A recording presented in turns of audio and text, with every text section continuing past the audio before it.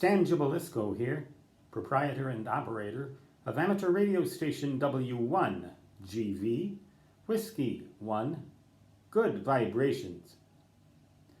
A while back I made a video having to do with inhuman noise, the rise of the noise level on the HF amateur bands in particular.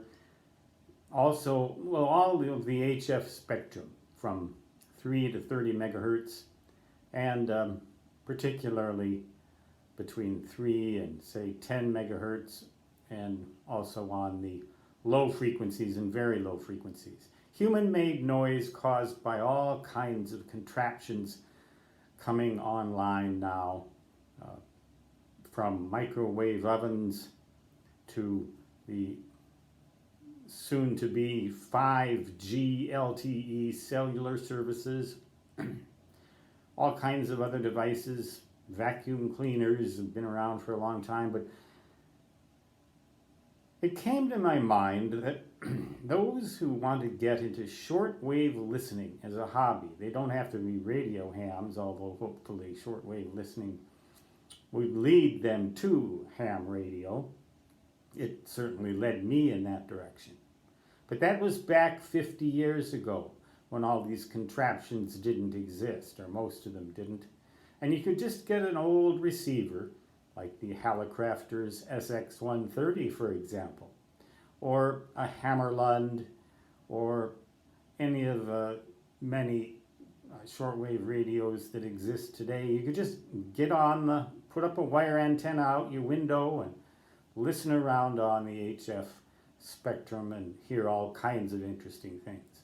These days, you're going to be able to hear an awful lot less of it because of this horrific noise, unless you get an antenna specifically designed to null out noise of this kind. And there are a lot of ways to do it. You'll find some of them described in some of my videos. You can go through an issue of QST magazine, Quebec Sierra Tango magazine, the ARRL headquarters production that comes out every month for ham radio operators. One company that comes to mind that makes antennas of this kind and advertises them is MFJ Enterprises. Mike Foxtrot Juliet, all caps, MFJ.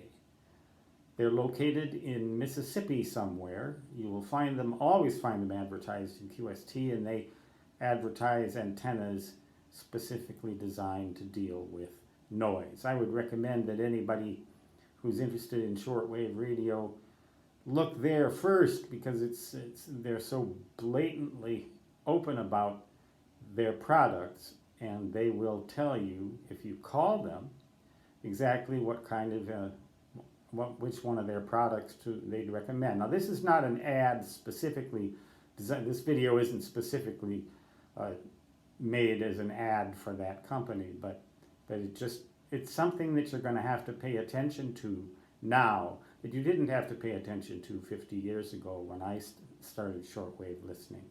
And if you want to get one of these antique shortwave radios, and they are antique now, and they're the best way to go. They're so cool. The Hammerlund radios, or the Hallicrafter's SX122. There are others. The Collins 75A4 receiver for ham radio.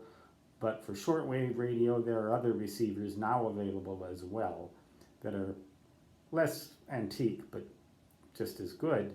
But they are not designed to cope with this kind of human-made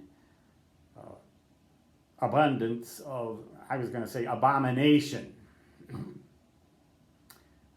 The MFJ antennas are designed for that, and some of those noise-canceling antennas, and I would recommend that every person who wants to get into shortwave listening look there, and whatever they do, you're going to need, unless you live out in the middle of nowhere, you're going to need such an antenna. Stangibelisco, W1GV saying 73, and so long, which through any type of antenna into any type of receiver, always in my native fist translates to di-di-di-da-di-da.